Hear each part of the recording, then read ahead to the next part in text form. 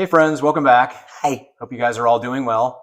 For those of you who are new to the channel, welcome. I'm Mark, I'm a certified health coach, and this is Teresa. She's a board certified family nurse practitioner. And we here at Total Health and Wellness like to talk about everything from metabolic health to hormones and everything in between. That's what I meant to say. So, all right guys, well, getting right along here, we're gonna talk a little bit about well, let's just go right to the title. So the title tonight is gonna be Eat Only Meat. Can you really survive on the carnivore diet? So, I would say, to give you a super short answer to this, I would say yes, not only can you survive, but I think you can thrive on a carnivore diet. I think Teresa would agree, and those of you who are doing carnivore probably would agree as well. You don't actually survive on carnivore, you have coffee too.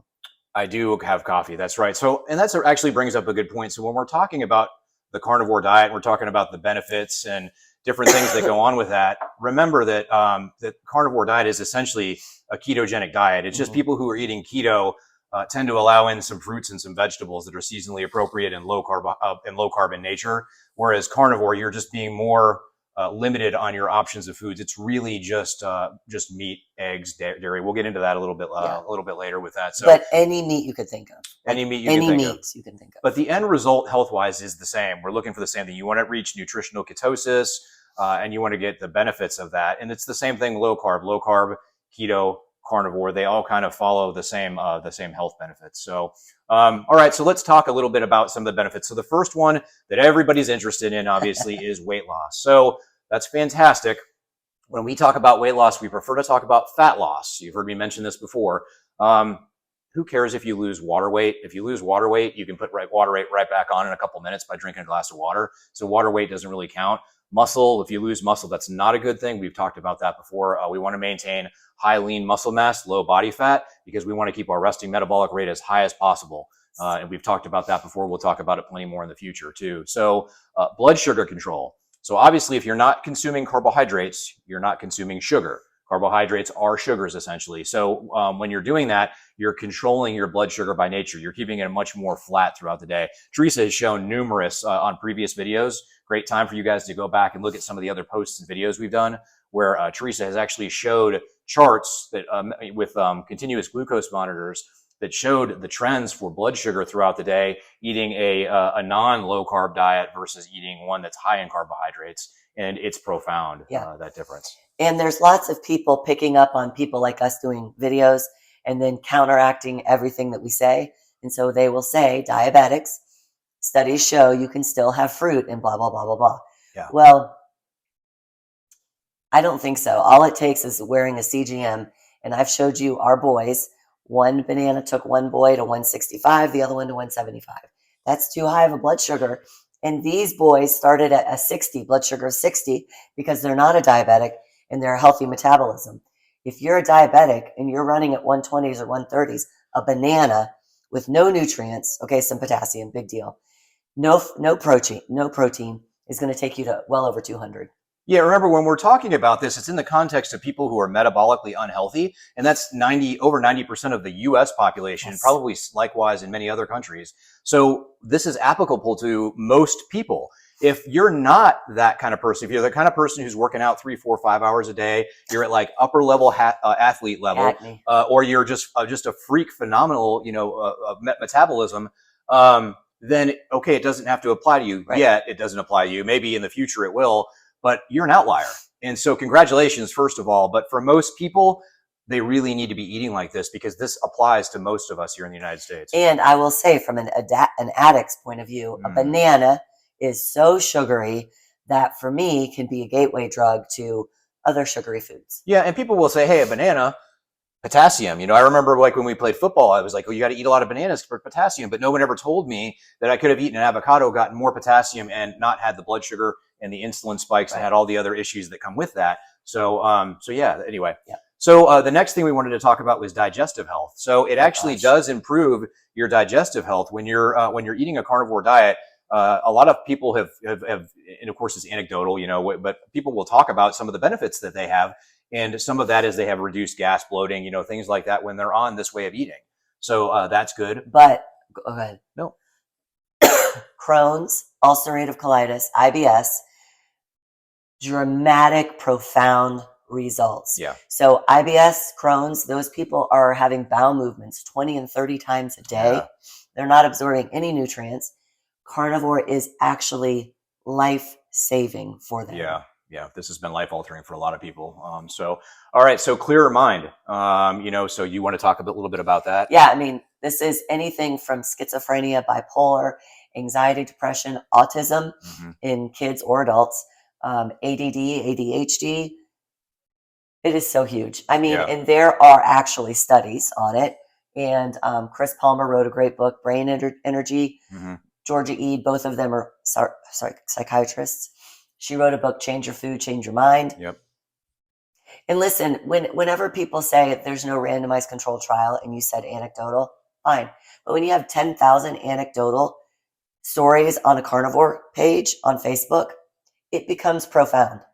It may not be a randomized controlled trial, but it becomes hard to ignore. And remember, randomized controlled trials are incredibly expensive. So the only people who can really afford to do a proper randomized control trial are large food and drug companies and whatnot. So, and they have, a conflict of interest there. So they'll typically put scientists who are pro whatever the organization is that's running the study, or they'll throw a bunch of money at some sort of a program that the scientist or the scientific foundation they're using to do the studies.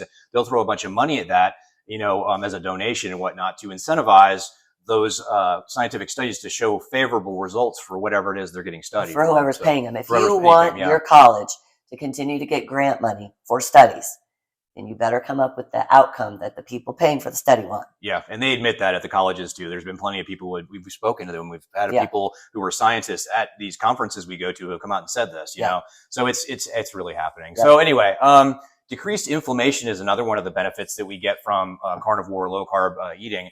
And if you guys, just to give you a little bit of a background, low inflammation is how you stay healthy. So it's inflammation that causes pretty much every form of disease, at its most basic level or root cause. Yep. So the decreased, go ahead. And insulin creates inflammation. So that's why it's kind of hand in hand. Yeah, absolutely. Lower autoimmune problems. So people who have issues with autoimmune, this is a fantastic, going on a carnivore diet is a fantastic autoimmune protocol. Yep. Did you have anything you wanted to add to that? No. Okay. Heart health. It's a big one. We're going to talk a little bit more in depth here in the next part of this, but yeah, it's actually eating a high cholesterol, high fat, high protein diet that comes with low carb and carnivore is actually beneficial to your heart health, believe it or not.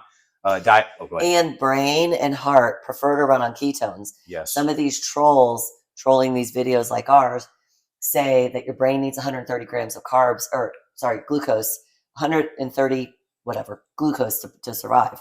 Well, right, but you don't have to take in glucose in your mouth. Yeah. I mean, they're just out there to confuse people. Well, your body can make the glucose it needs via gluconeogenesis. It takes fat, metabolizes the fat in the liver, and turns it into the glucose that you need. It's a very small amount you need, but your body can do it. Think of like high level athletes and things like that who need glucose to do powerlifting or sprinting or whatnot. Then you would actually tap into your fat stores to create the glucose you needed for energy to do those high performance type moves and things. So, and then what was that last one we just did? We did heart health. Yes. Okay. So diabetes, obviously, if we're controlling our insulin or if we're controlling our sugar, then we're controlling our insulin, and then we can prevent diabetes. And this is not medical advice. This is not, we're not telling you guys what to do, but you actually can reverse diabetes. Yeah. So some people say semantics. So it's never really reversed, but you can put it in remission, but whatever. A doctor can run your labs and they will never know you had diabetes. Yeah. Remember, corporate medicine's system is not set up for chronic disease or healing. It's set up to maintain chronic disease. So when you go to them as a diabetic, they are very satisfied with your hemoglobin A1C at 7. 7 to 8 is where they think you are controlled. 7 to 8 is a blood sugar of at least 172 average daily. You are not controlled. You are damaging your blood vessels all day long. Heart, eyes, brain, kidney, penis in men for ED. You are damaging blood vessels all day long with 172 blood sugar. Yeah, scary stuff. Right on. Okay, so the next benefit we've got is focus and energy. So people who are eating this way will claim that they have much better focus mentally and much higher energy levels when they're on it. I can definitely attest to that. I feel better on this way of eating than I've ever felt in my whole life. Yeah. And I've not been eating this way, and neither of you for the majority of my life. No, and remember how many naps we used to have to take? You're just so tired. Yeah, Sunday morning was the worst. We would get up, it was before our church days. We would get up and we would go straight out to like wherever we would go. Do you remember Yanni's in Clearwater? Yanni's and Oh Village my gosh, Inn. yes. When we lived in Savannah, I made French toast, but of course I made it with skim milk, egg whites, and whole wheat bread. Yeah, but we were pouring on regular Aunt Jemima sugar on there, or syrup, and powdered sugar and all that. And you would eat that, and you're like, oh, I'm so full when I'm done. Then you're like, I got to go back and take a nap. I woke up an hour ago. Now it's time to go back to bed. So you go back to sleep, and then you wake up starving. You're like, it's just that constant cycle. So didn't know any better. No. So you only know what you know. Anyway, and the last one we've got here for benefits is going to be arthritis. So being that it's anti-inflammatory in nature, naturally arthritis would be, the symptoms of that would be greatly reduced, on a carnivore way of eating and whatnot. The other thing about mental clarity is I think of the people that work like I used to before I ate this way. And after you ate lunch, you came back and you just would have done anything to take a nap. You would have done anything to crawl into your desk for 10 or 20 minutes. If you eat protein and fat at lunch, you will not need a nap. Yeah. I just realized something. You know what? That would be a great time for everybody watching to like, subscribe, or follow us right now. Boom. So if you guys, what? Yeah, I know, it's great. Anyway, so if you guys haven't done that, please consider doing that. I had to get that plug in. All right, so now we want to talk about, this is probably something a lot of you who are not there yet, potentially you hear a lot of these misconceptions, or you hear a lot of these negative things about carnivore. And this list we're going to go over here with you is by no means exhaustive. We just want to touch on some of the big highlights or some of the bigger ones that you'll hear. Reasons for people to not start eating a carnivore or low carb or keto diet. So the first one is vitamin and nutrient deficiency. So one of the big ones they like to talk about is scurvy.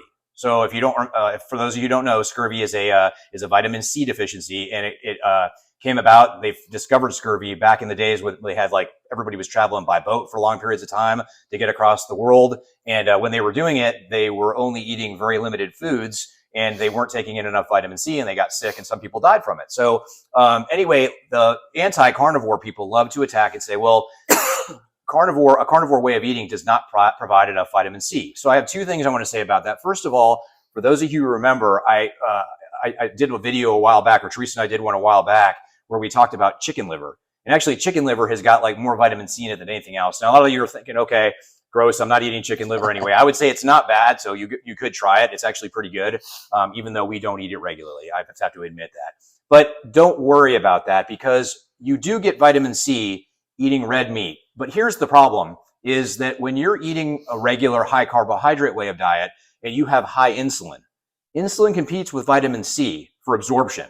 And so when you are eating the way we're talking about eating with a carnivore diet, you need a much lower amount of vitamin C because you don't have insulin for the vitamin C to compete with. So without that competition, you're getting plenty of vitamin C. So I wanted to just mention that too. Anything you wanted to add to that? That's it. Okay. The other one, and we kind of touched on a little bit before with some of the benefits, was digestive health. So the negative side of it is people will say oh, well, if you're not eating probiotics and prebiotics and all your fibers and things like that, your body is not going to be able to process foods properly. You're going to have digestive issues. It's actually completely the opposite. And that's our experience as well, is when you're going and you're moving to a primarily meat-based diet, you change from needing probiotics that use a fermentation process to process and digest your food to using enzymes to break down your food and absorb the food. Okay. You still have probiotics and bugs in your gut, but basically what happens is your gut microbiome in your digestive system reestablishes itself, right?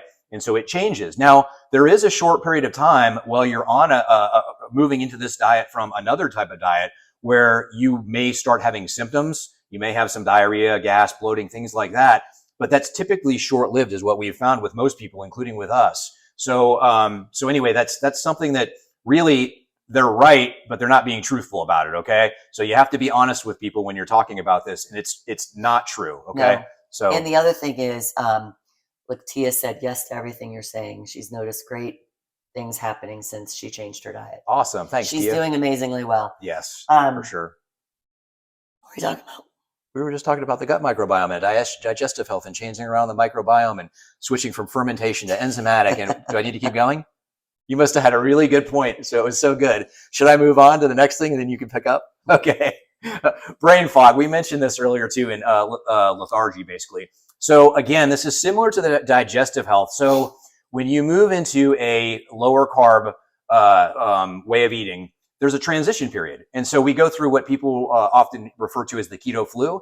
So your brain, just like every other part of your body, has to learn to adapt to using ketones for fuel versus glucose for fuel. Your body, again, like I mentioned, can still make glucose and your brain can still feed off that, but it can use much less because it's replacing a lot of that glucose with ketones. And there's a transition period. So, and that's the keto flu we're talking about. You get that lethargy, you get brain fog, but again, it's short-lived. So it's right, it does happen, but let's be honest about it. It's only a temporary or a transitory type thing. Yeah.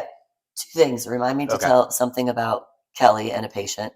Okay, I got it. Kelly and a patient. And Everybody remember that. I was going to say gallbladder. So when you eat the standard American diet, your gallbladder becomes, it's a very muscular organ. It was meant to, pump and do things very strongly.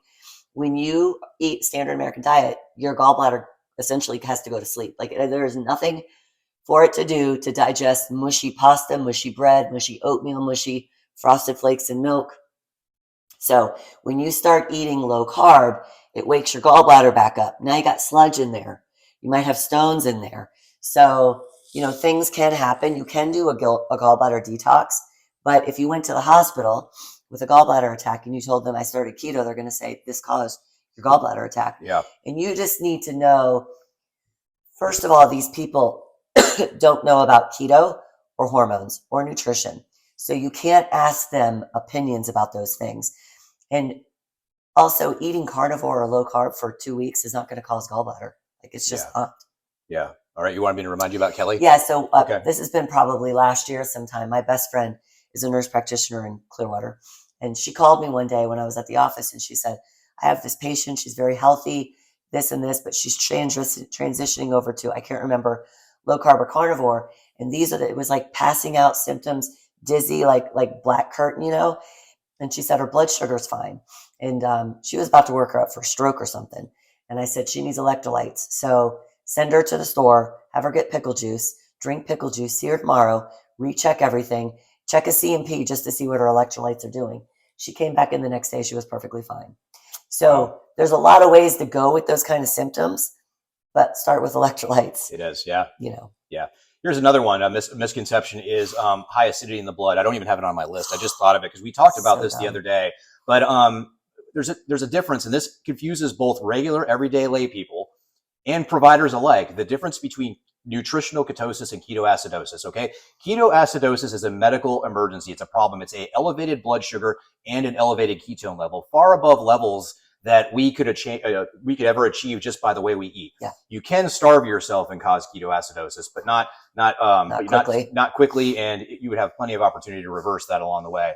But that's the difference between the two. There's an actual measurement, your millimoles per liter in your blood of ketones, and that level has to be a 5 or above pretty much to be danger level. If we tried really, really, really hard and we were fasting and eating keto and we were exercising really hard every single day, we might get our ketone level to about a 3, a 5. So not even close, not even a little over halfway there, but it's an order of magnitude higher to get past that 3 and up into that 5 level. So it's just confusing for people get that confused. Nutritional ketosis is not diabetic ketoacidosis. Absolutely not. So so high acid in the blood, it's an old fairy tale, that they came up with. Another misconception is about the sustainability or the limited choices you have with regards to going on this way of eating. So if you're talking about giving up your Twinkies being a problem, if you're talking about you're going to Starbucks and you're getting your Starbucks drink that has got 70, 80, 90 milligrams of glucose in it, we're just not, it's not realistic. That's not real food. Okay.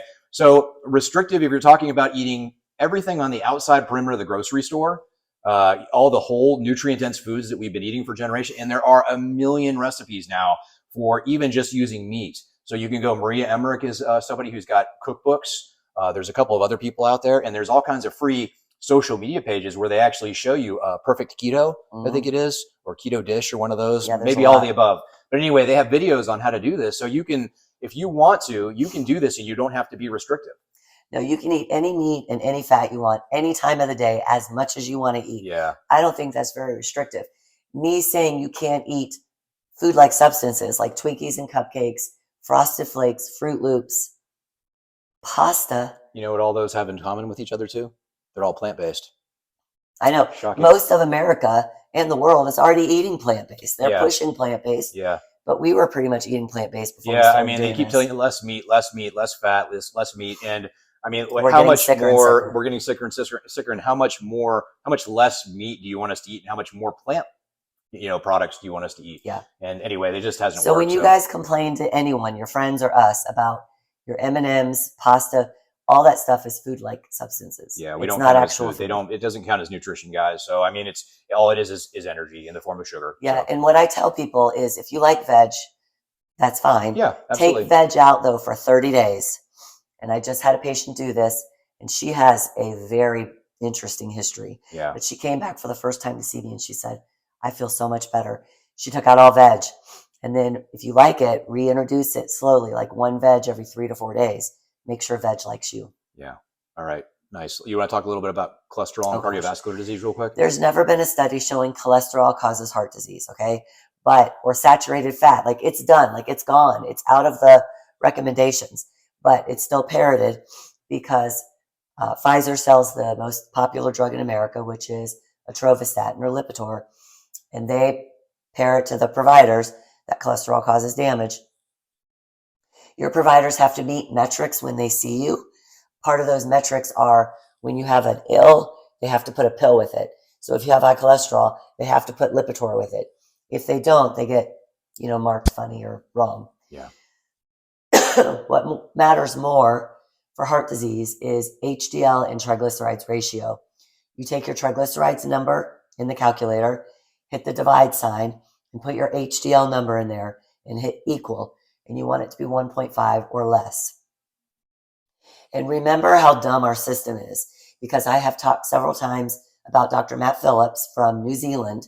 He has the longest living glioblastoma patient, which is a brain tumor. It's terminal. You can't, keto, ivermectin, there's not much you can do for a glioblastoma. His patient has been living for 8 years. Last time I checked with him in August, his patient was still alive. However, he went to his primary, and Matt has them on, do you remember if it's keto or low carb or a carnivore? I think it's a carnivore, actually. It's Carnivore. very, very low carb. And then every so often they do fasting. Yeah. He went to his primary, and his primary was like looking at his labs and said, "You cannot continue. Yeah. You can't continue this because your LDL is so high that you're going to die from a heart attack." He's already on 7 years of borrowed time after changing this way of eating, and the doctor's worried about him having high cholesterol. He's worried about one number, an LDL. Yeah. And the guy was like, "Right, I'm going to die. I have a brain tumor." Yeah. Get over yourselves. Exactly. But on these sweet groups that I'm in, like Carnivore, Stop the Statins, everyone's constantly asking cholesterol. And I have to remember, some people haven't heard it yet. Yeah, for sure. Yeah. All right. Fiber, you want to talk about that? Fiber is useless, and they want to peddle that as something super important. That's how you lose weight. They tell IBS patients to use fiber. They're already pooping 25 times a day, and now you want to give them fiber? Yeah. Silly. It's tricky. I don't think I can talk anymore. Yeah, why don't you take a drink? So anyway, guys, I kind of guess the takeaway from this is that we are of the understanding that the carnivore way of eating, including low carb and keto, is the ultimate anti-inflammatory elimination diet. And like Teresa mentioned earlier, if you want to dip your toes in carnivore, then just do it for 30 days. Just take everything else out, introduce meats, cheeses, things like meat, fish, dairy, eggs, animal fats. So the fats like ghee, tallow, lard, that's all perfectly fine on a carnivore way of eating. And if you have to have your coffee, then have your coffee with it in the morning. I'm that way too. 90% carnivore, 10% coffee is my thing. So Jerry said hi. Hi, Jerry. Hey, Jerry, how you doing? But anyway, so try it, give it a shot, see if it works for you. It's not for everybody. And if you need to, you can start, if you want to eat your veg, like Teresa mentioned, start introducing those one at a time and slowly back into your way of eating, and start taking note of the different ways you're feeling, the different symptoms you're going to get. And you'd be surprised at some of the symptoms you would get from eating some of the foods you've been eating forever and not ever realizing it until you do an elimination type diet. Yeah. Right. Jane is asking about alpha-gal. Alpha-gal sucks. Yes. Alpha-gal is straight from the pit of hell. For sure. So you're just going to have to make do with chicken and fish. But also, Jane, text the office tomorrow, because I just got some new information about someone that is treating alpha-gal in the area. So yeah, right on. Well, gosh, we're at almost 25 minutes now. This is Sorry. officially, you talk too much. This is officially the longest video we've ever done. So thanks, guys. We're going to wrap it up here. So if you would just do us a favor, give us some hearts, some emojis, something to interact with us, that would help us tremendously. And as always, we love you guys. So much. God bless you all. And we'll see you all next time. And don't forget, food does matter. All right, guys. Bye-bye. Next time.